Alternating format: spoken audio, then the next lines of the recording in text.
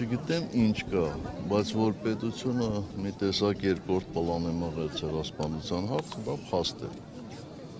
Իսկ ենթադրել թե նրանք ինչ են մտածում, ինչու են անում անշնորհակալ գործ է, որովհետև նրանք կարող են ճանաչման հարցը առաջնային չէ իրենց համար եւ արդյոք այս քաղաքականությունը ուրացման քաղաքականություն չի հաշվի առնելով Փաշինյանի հայտարարությունները ցեղասպանության ընկալման վերաբերյալ նաեւ։ Դեք որ ասեմ 100%-ով ուրացել են չէ, հա, կարծես թե այսօր են եկել այստեղ եւ այլն, բայց իմ կարծիքով այդ ճանապարհին է։ Պարոն Սարգսյան, դրոշ հայրերը դատապարտել են, տարիներ շարունակ հայրել են դրոշը Թուրքիայի, Ադրբեջանի, այսօր դատապարտում են, ինչով եք սա բացատրում։ Ես նոր ասեցի, որ ինչ էլ դրանք անին, ինչ էլ ասեն,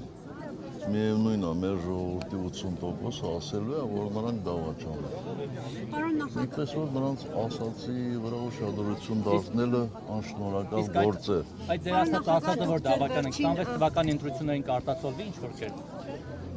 Ես կարծում եմ դա կարտացոլվի նաև մինչև 26 թվականը։ Փողոցային պայքարը ձեր այդ վերջին ելույթում հայտարարեցիք, որ ձեր թիմի գլխավոր նպատակը շարունակում է մնալ Նիկոլ Փաշինյանին իշխանությունից հեռացնելը, ասում եք մինչև 26-ը դա կարտացոլվի, դուք ինչ որ հստակ ծրագիր ունի հանրապետական կուսակցությունը այդ իշխանափոխության ուղղությամբ ինչ եք ծրագրել, կարող եք։ Մենք առանց ծրագրի չենք գործում,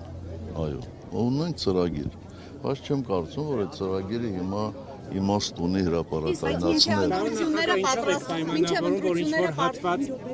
փորձում է Նիկոլ Փաշինյանին բերել կապել ձեր եւ հանրապետականի հետ եւ դա անում է Լավ է, շինով էր պատճառը։ Գիտեք, ես շատ երկար եմ ծառայել Հայաստանի Հանրապետությանը,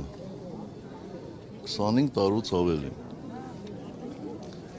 Եվ միգուցե դրանով է նաև պայմանավորված, որ ես այս երկրի ամենազրպարտված պաշտոնյաներից, գործիչներից մեկն եմ։ Այնպես որ զրպարտությունները ինձ չեն զարմացնում եւ ոչ էլ զայրացնում։